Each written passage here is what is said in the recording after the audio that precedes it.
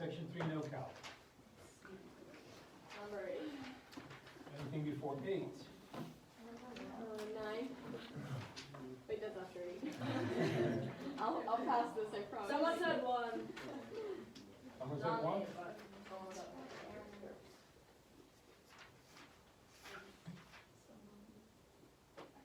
I mean, if you're looking at, honestly, if you're looking at 1, just the language issue, y equals mx plus b, right? If we're looking at 1, if anyone said 1. Y equals mx plus b. So the m, or the rate, the slope of the rate would be 15, and the starting amount would be 12. Maybe you got 9 wrong. So what do you have to start with? We're asking what 12 is. It's what you have to start with before you even get a ticket. So that's going to be the fee. We like just went to algebra.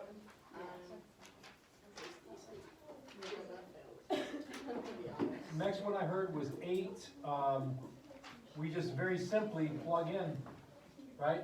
Plug in the WX, plug in the TX, and see which one equals their X. You went for 2 and then you had to touch it. Mm-hmm. Can you go back to 4? So let's go back to 4. Ah, yeah, 4 causes trouble for some. Okay, so remember I told you just a little bit ago, difference of squares, they're figs? So we're going, John? Yeah. Okay, good. So, difference of squares. When you see 4x squared minus 9, that's difference. I should notice these are perfect squares. Oh my gosh, I'm marking it all up. Yeah, we got difference of squares. So what do they expect you to do? Put the square root of each of these. Right, the square root of each of those. So that's one thing. It should be just straight recognition. However, if we didn't recognize it, we still could have cheated it by doing what? Plugging in the numbers for P and seeing what happens. And then, distributing or foiling out and finding out that, oh, it has to be 2 because anything else squared is going to be much bigger than 4. So we could have cheated, but I do want you to be on the lookout for your difference of squares because it's a super big. It's so dumb. I was like trying to do it algebraically. I was like, this is just not working in my head. And when that happens, cheat. Yeah. That should be your instinct. That should be your instinct. Well, one of these is the answer. Let me just check.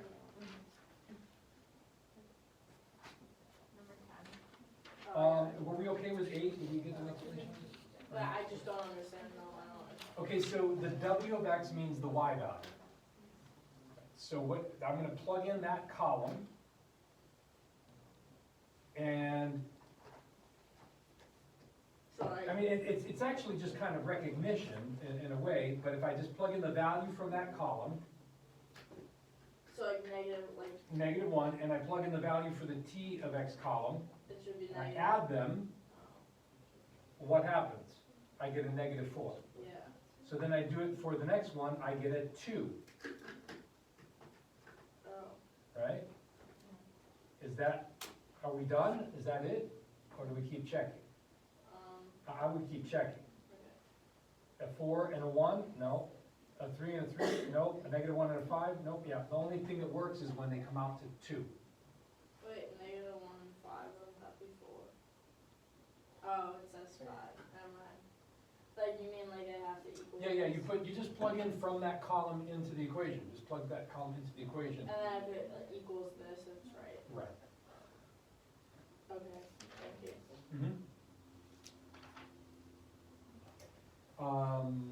Did someone say 9? Yeah, okay. So, There's just had to be an oops on this one. no, I got it right, I just had a question. Okay. So, when they say square root of 5 for 8, if you plug that in to x, what if the square roots cancel out? Or is that not a thing? If you plug in, So if it's square root of the square root of 5, like, no, they don't cancel, that just gets extra messy. okay. The square root of the square root, Mhm. that's gonna be an extra irrational number. Okay. And it's gonna be the irrational of an irrational. Mhm. Yeah, it would end up being the 4th root. Because don't forget this, guys, with your radicals, if you have this and you're confused dealing with the radical form, convert it to the fractional form. Sometimes that's easier to work with. And what you were talking about, the square root of the square root, well, that's this raised to the 1/2, which of course, as I heard someone say, would be 5 to the 1/4. Next.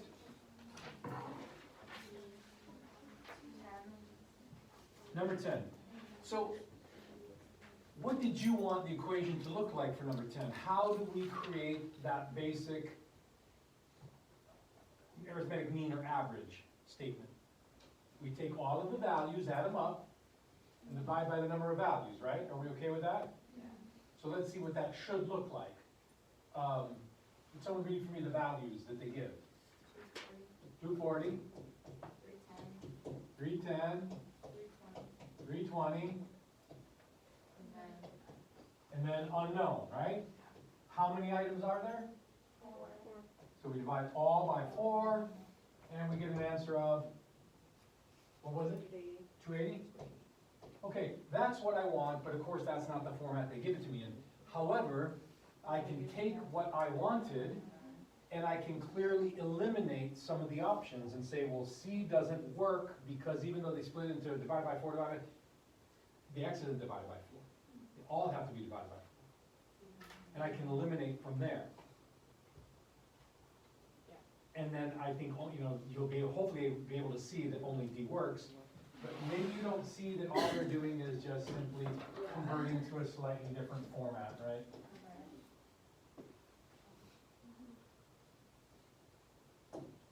Next. I need 12. Mhm. You do 11. I Yeah. remember learning this, actually we did 11 first. Thank you, Jackie. You remember learning the algebra, but you don't remember cheating? Yeah, cause I remember, learning in Algebra 2, like, how to divide them. Polynomial division. Yeah, but then I figured that there's a faster way to do it. Cheat. Would you just put What are the limitations on X? And they're none. And in over half of these problems, who picks the value of X? You've got to take that and go, hey, I know what I want X to be. Mr. A is always talking about lazy math. Let me get lazy. I think I want X to be, you're not lazy enough in my book. I want it to be, that's even less work. I call it 0. When I plug in 0 for X, what do I get for an answer? 0 over 2, which is 0. Beautiful. Let me go say, I'm going to plug in 0 and see what gives me 0, right? Oh. Okay. Well, A gives me 0, but that's kind of silly. I know it's not going to be that. But even so, to give it a little bit of respect, I don't stop there anyway, right? I go check. Let me plug in 0 for B. What, do I get 0? Cross it out. What happens when I plug it in for C? Do I get 0? No, I get a -1, don't I? Cross it out. Plug it in for D. Do I get a 0?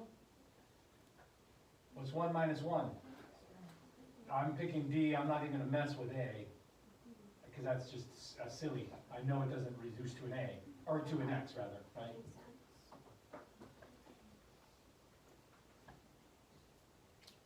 So, again, what happens is, especially students are on to pre-calc and calc, we're so busy doing other stuff, we forget some of the, there was this polynomial division thing I did once a couple years ago, and let's just cheat.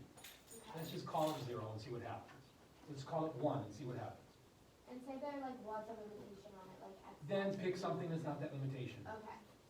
The limitations they give are pretty fun, because it's like, X is not equal to -3 over A. Like, I have no intention of picking that in. It's fine. You can. Okay. Must be greater than 3. Okay, I'll pick 4. Right? And then you can't pick 0 if all the values have X with it, right? Right. So you have to be wise enough to look and go, oh, I can't pick 0. Oh, that's my favorite lazy one. But I can't pick it because it makes the constant that they want to know about, it makes it disappear. So this time I'm just picking 1.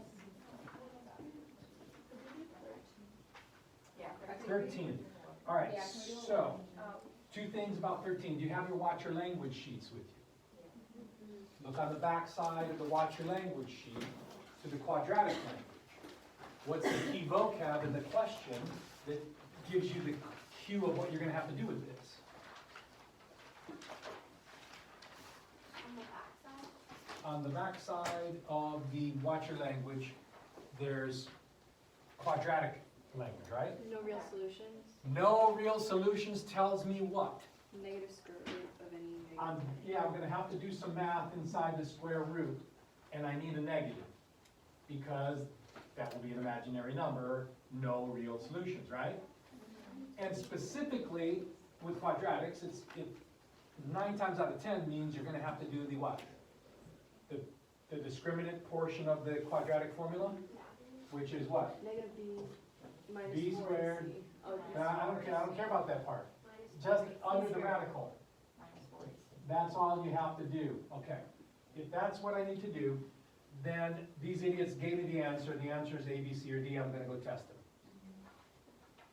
I don't have any reason to test one or another, so you can pick any value you want to test and crunch the numbers. Let's start with A in this case. So what do we have for the original equation? It's what? 2x squared Minus 4x minus 4x equals equals, and I'm gonna plug in a -3 for t. But that's not ax squared plus bx plus c format, is it? Well, let's put it in that format. What is 2x squared minus 4x? Now bring it over, it becomes plus 3 equals 0, right? So my a is 2, my b is -4, and my c is actually a 3. Let's plug it in. What's -4 squared? Minus 4 times the a value, which is 2, times the c value, which is 3. What's -4 squared is 16, minus -4 times 2 is 8, times 3 is that's -24. There's my answer, no real solutions. It's negative under the radical. Because it's negative under the radical. That gives me no real solutions. So to me, it's a watch your language, no real solutions, tells me what I have to do, and then I cheat with the values they give me. Okay. So when it's no real solutions, you use the The discriminant, just the portion under the radical, because that's what determines whether it's real or not. And by the way, what if I did some math underneath here and I ended up with a square root of 0? So- One real solution. And then if it's positive, it's obvious. And if it's anything, I don't care if it's a fraction or otherwise, if it's positive, 2 real solutions. And that's in the language on the backside of the Watch Your Language sheet. So review that. Because yes, it's advanced, it's some advanced math, but it's certainly not beyond you, especially those who have already completed Algebra 2. And if you're in Algebra 2 presently, you've already done some of this work. So it's the language cue and test the numbers. Yes? 14. How many of you for number 14 picked B? Anybody pick B for number? Really? Okay. Good. So did we pick C or D? Which one did we pick, C or D? I picked C. If we picked C, you missed that it was 7.35 pounds each detergent. So if you picked 14.7, that's not each, that's doubling it. So we don't want C or D because if you read in the text, it says each container of detergent weighs 7.35 pounds. And so it has to be A or B. If you picked D or B, you also missed this other concept, which is, we talked about before, it's one of their favorite traps, which is greater A or B. You're saying it with reticence, like, it's A because it's a trick, he just said trap. Yeah, our brains see the 3 and our brains think for a moment, is B bigger? No. remember, the issue is the bigger the coefficient, that means B is a smaller value, because I need 3 of them to equal 1A. The smaller the coefficient. So if you picked B or D with that 2 in front of the D, right, 2D is greater than or equal to S, that's the other trap waiting for you. We know that they're gonna get twice as much detergent, right? So in this particular question, you know, the D, the detergent, is greater than the amount of softener. There's more detergent than softener, right? So if D is greater, then he needs to have the smaller coefficient to be equal. And if you read it mathematically, it says D is greater than or equal to 2 times the softener, and that's what it says.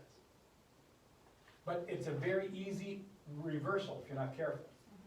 They're playing on the psychology of that. And I see it in almost every test. File that forward. Watch out for that. Next. 18. Anything before 18? 15? All right, so here's my lazy way of dealing with 15. Let me just remind you, any binomial, when you square it, you get how many terms? Unfortunately, a lot of students go, oh, x squared plus 4. No. You're gonna get your middle value, right? You're gonna get x squared plus 4x plus 4. So right off the bat, if I have a binomial squared, I hope I remember to cross out A and B. I know some students went for B because you forgot about the middle term. So file that forward. But I know immediately it has to be C or D. And then just look at the second term. What's B over 2 squared? B squared over 4. So just by comparing one portion of the answer, I know it's got to be D, not C. And I don't have to do all of the work out. I just compare and contrast.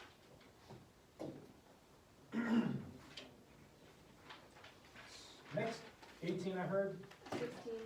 16? Okay, 16, did you test values? I was testing like 1 and 0, and I was like, No, but, okay, 1 and 0 is what I test when they don't give me any limitations. They gave me very specific limitations here. I have to raise something to a power to get 16. That's very specific, so I have to pick more wisely here. I can't just pick 0 and 1. So based on my limitations, I get to pick any values that yield me 16 for an answer. What do you know that if you raise it to a power can give you 16? 4. Okay, so I'll call A 4, in which case B would have to be 1. 4 to the 1/4? I want to square it, don't I? So what does B over 4 have to equal? 8. Yeah, it has to equal 2, so the B would have to be Oh. 8, yeah. Yeah, it's just, in this case, it's still picking numbers, but it's within the limitations given. 20? Okay, on our way to 20, I've got 18.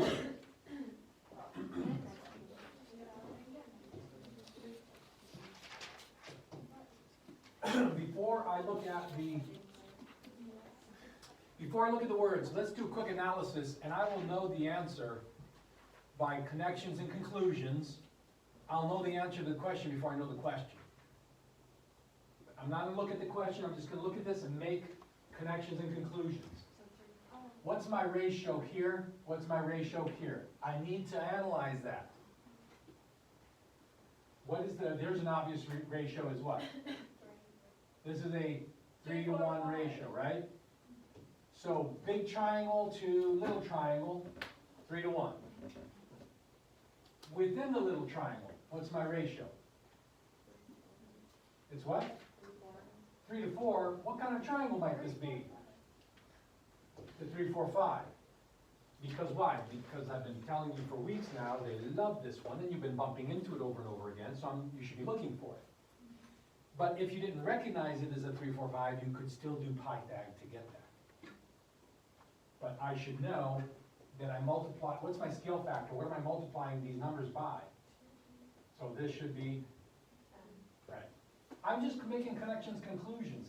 And then I would also know that this side here should be 3 times this side, which would be 24, which would make this 16. And if this is 10, then this is 30, and this is 20. I know all the answers before I even know the question, because I made my connections and conclusions.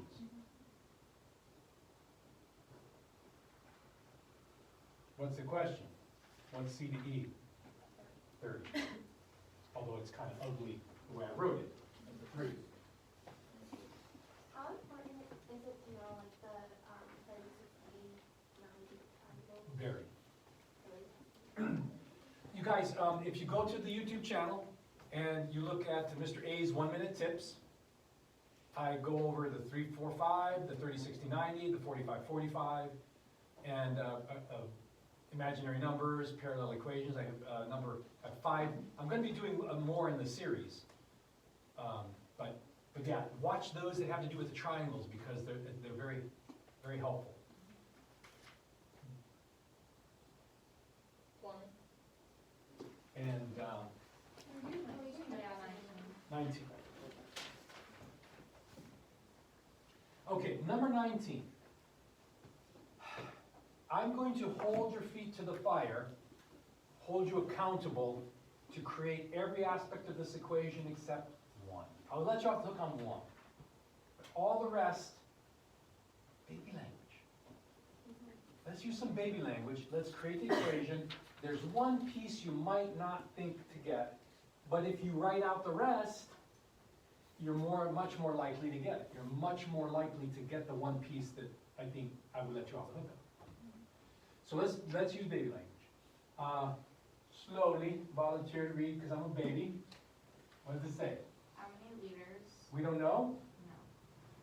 I'm an algebra baby. And I know what to put when I don't know. X. It's what? X liters. I don't know, so it's X liters. Mm-hmm. Whoa, whoa, whoa, whoa, whoa. Baby. Of, I know what of means. Right? A 25%. I'm an advanced baby, so I know of a what? 25% say we. 25%. I'm an advanced baby, so I'm going to do 25% this way. You less advanced babies could do 25%. You know, you could do it that way. But the advanced babies could go 0.25. Okay. Must be added. I got to add this Yes. to A 3 3 liters of a 10%. liters of, I heard, Yeah. 10%. 10% To obtain to get to equal 15%. 15% Was the solution. of, this is the part that is not as intuitive, but if you think about it, 3 liters of this solution, X liters of this solution, give me a total of how many liters? How many liters? What was it? 3 plus 6. Yeah, there's your equation, go solve it. Yes? I got the answer, but I didn't do it like that.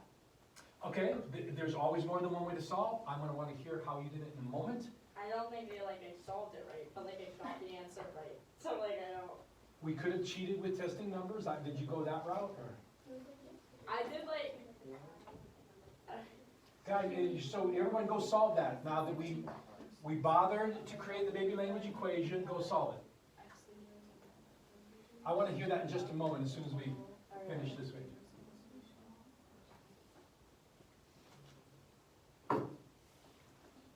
I'm not gonna bother rewriting liters, right?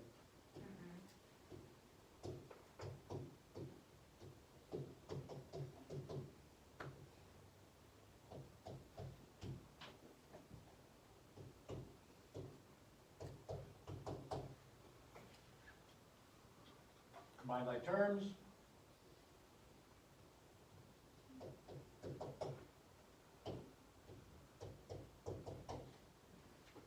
Being lazy and running out of room, I'm going to do two at the same time.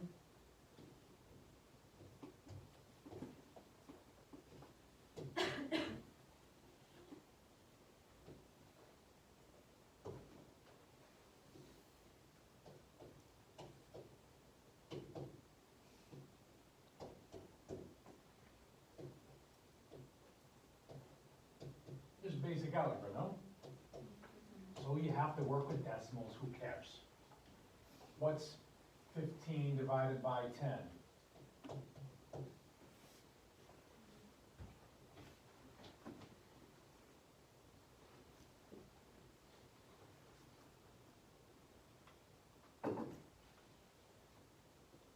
So that's if we use baby language to create the equations. Any other way that we come up with the answer? It doesn't even make sense now that I'm thinking of it.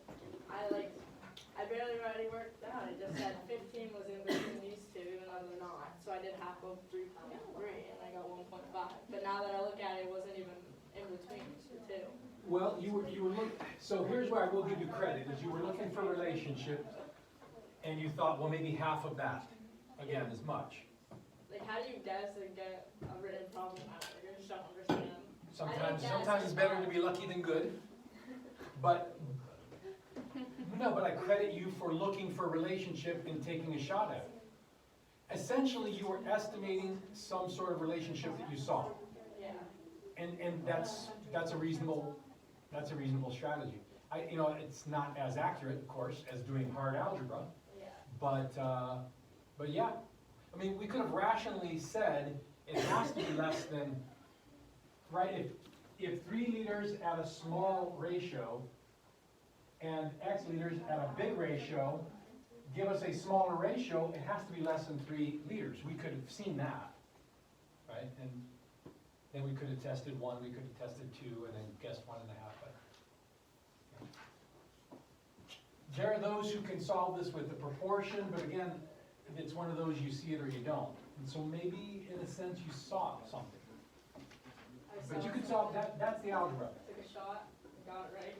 So I did not show you the proportional way to solve because I can't guarantee you'll see it on testing. But what I can guarantee you can do is create that equation with baby language. You can absolutely do that. And then 20. Oh wow, 20 is, this everyone needs to remember. Not, wait a second, who's in pre-calc presently? Who's in calc? Who's in algebra 2? Okay. So those in algebra 2 would not have had the unit circle yet. Those you in pre-calc should have the unit circle absolutely memorized, right? Yeah. Sort of? Yeah, Okay. sure. So you already know that pi over 3 is 60 degrees. And that's 1/6 of your circle. So we're all done. Those of you who don't have the unit circle memorized need to take your pi over 3 and you need to convert it to degrees so you can work with it. How do we convert to degrees? Pi equals 180, 180 equals, hello. I said this backwards. Our conversion is that 180 degrees equals pi, and that's, we're going to need to convert. It's either going to be pi over 180 or 180 over pi. Here we're converting 2 degrees so that the pi's cancel. What's 180 divided by 3? 60. And then we know 60 degrees out of a full circle reduces to 1/6. So the one thing, those who are in algebra 2 or who have not had the unit circle should absolutely have to memorize pi equals 180, 180 equals pi. Then you can work with degrees. All right, a couple more questions before we run out of time. Section 4. Number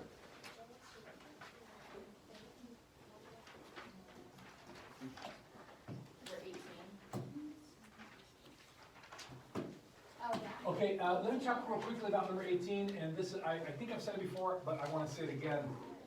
Please keep in mind that this is one of the aspects of the reformulated SAT math that I like a lot. And that is that the math is all rooted in real world examples. This little equation that they give you, 2h plus d equals 25, it's a real thing, right? So if I'm working with real world math and I'm trying to find what the step height would it be reasonable to say that it can be anything greater than 5 inches? There's 5 inches. Can it be anything? Can it be anything? At some point, there's got to be a limit to my step, right? Yeah. So that's why it can't be B. But there's another one that gives me the same minimum, but gives me a limit. Okay. So my takeaway that I want you to have for this is keep the logic connection. Stay connected to what this math is actually doing in the real world. And maybe you catch that, saying, you know, oh no, it can't be this one because that wouldn't be reasonable to think that someone could make a step 1,000 inches. So it's a reasoning, so there's one word where you just saw it. Well, it tells you that it has to be at least 5 inches, right? So based on that, it must be B or C. Right. And then if you keep that logic connection, you don't have to do any math. Now, you could go plug values in and go do some math, but that's more work than I want to do. I'd rather just say, oh, it has to be C. Remember, math reasoning tests. What about Yeah, 19. I think I got like mixed up with the words. Now, 19, we'll finish cheating number 19 together, and then I'll let you guys go, and we'll see if you have any other questions you want to ask. Once the YouTube videos are put up, you can say, hey, can you talk about number whatever, and I'll explain it in the YouTube channel, so that we don't lose time next week, because I do have to talk about the essay next week as well. Okay, number 19. So there's two ways to go about this, and one of them is, hey, they gave us the answer to one of these. So let's see what happens. I get the calculator, because I'm allowed. Let's go plug in 7.2 for the depth, and see what I get for the height. Crunch it out with the calculator. Why? Because I'm cheating. I'm just going to punch in numbers. What do I get in that little equation they give me if I do 25 minus 7.2, right? And then I divide that number by 2. What do I get for a height? Someone crunch it out for me? 8.9. So is that between the range of 7 and 8 that they said it has to be? No. Cross it out. Do the same for B, C, and D. And it shouldn't take too much time because we're just crunching with the calculator. And what do we find? We find that only B and C work. A and D are outside the range of our height limitations. Okay, so it has to be B or C. Next, they tell us that the total rise is 9 feet. But this is working with inches, so how many inches would this be? For 9 feet, right? So we do have a unit conversion we have to do. And then, what was the height, and hopefully it's in your calculator still, what was the height when you plugged in 9.5? What was the height of each step? 15.5. 25 minus 9.5? Divided by 2. Oh, 7.75. And what was the height when you tested 10.6? Was it 10.6? What was the height when you tested 10.6? 7.2. Okay? So now the height is one of these.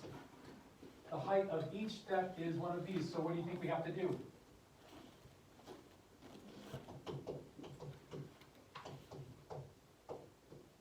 See which one is right. What do you get when you divide 108 by 7.75? 13. have a partial step? No. Take C then. Wait, what is it when you? So you can't have a partial step unless you're in Ukraine, where I was visiting, and you're in one of the major malls, and you're going up these steps, and it's like I trip because it's like, whoa, that's not even a full step, it's just like a half a step. So much for building codes, but in the US, there's gonna be a lawsuit or something, so that can't happen. So logic. So then go ahead and divide it by 7.2, and you find out it comes out to 15 steps. They say there has to be an odd number, we're done. But again, how do we get there? We cheat.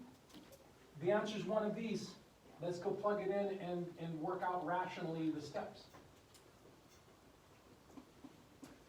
Okay, so for homework, I'm gonna ask you to do, hopefully we're gonna be on target with our March 25th school day test date. I'm gonna ask you to do all of practice test 7. And if there's any more math, and there's some more good math here. If you have any questions you'd like me to address, I can address them either in the YouTube comments, or I can also address them briefly at the beginning of next class. There's some pretty good things that we need that I would still like to discuss in section 4. So, homework, practice test 7, all, and I will next time also discuss with you the essay. All right, have a great week.